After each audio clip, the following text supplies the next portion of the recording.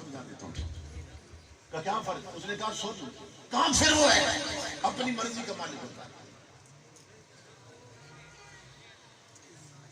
کیونکہ اس کا کوئی خدا نہیں ہوتا، کوئی رسول نہیں، جو اس کا من چاہتا ہے وہ کرتا ہے کافر.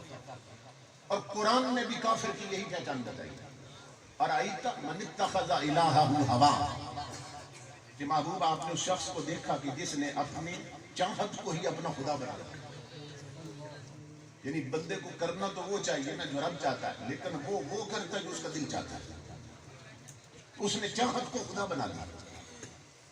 تو فقیر نے کہا کہ کافر وہ ہے جو اپنی مرضی کا مالک ہوتا، اور مومن وہ ہے جو پوری زندگی اس مالک کی مرضی پہ گزار دیتا ہے.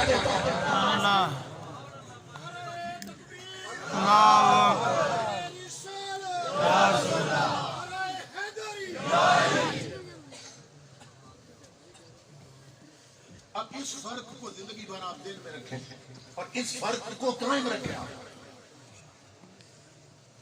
حیدرآباد دکن کا سٹیج تھا، ہندو عورت تقریر کر رہی تھی، اور جب عورت تقریر کرتی ہے تو پھر سٹیج کے ارد گرد سب جوان ہوتے ہیں.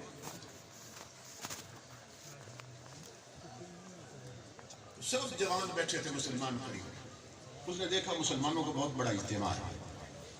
اس نے کہا میں انہیں شرمندہ کروں، اور ایک سوال کیا اس نے کہا مسلمانوں مجھے ایک بات کا جواب دو، 14 صدیوں میں تم میں صرف ایک حسین آیا، دوسرا حسین کیوں نہیں آیا؟ ہندو عورت نے سوال کر 14 صدیوں میں صرف ایک حسین کیوں آیا، دوسرا کیوں نہیں آیا؟ کسی نے جواب نہیں دیا. اس نے تقریر جاری رکھی. وہ سمجھ گئی جواب کوئی نہیں. اس نے کہا میں پھر شرمندہ کرتی ہوں. کچھ دیر کے بعد اس نے کہا میں نے تمہیں سوال کیا تھا مسلمانوں، تم نے جواب نہیں دیا.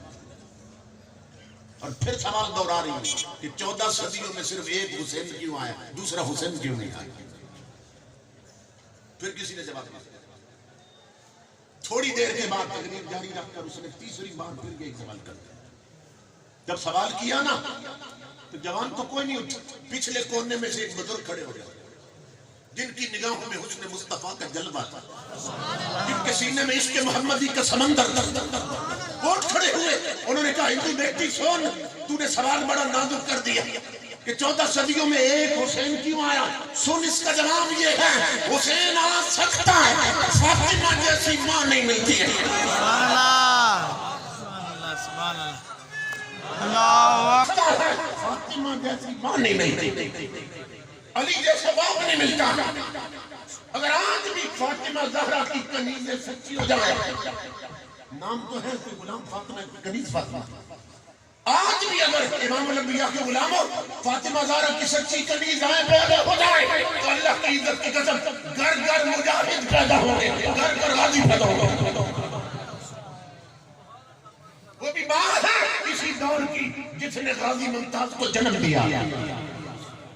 وہ بھی ماں تھی اسی دور کی جس نے غازی مرید حسین کو جنم دیا. وہ بھی ماں ہے اسی دور کی امام الانبیاء کے غلاموں جس نے امیر المجاہدین خادم حسین کو جنم دیا.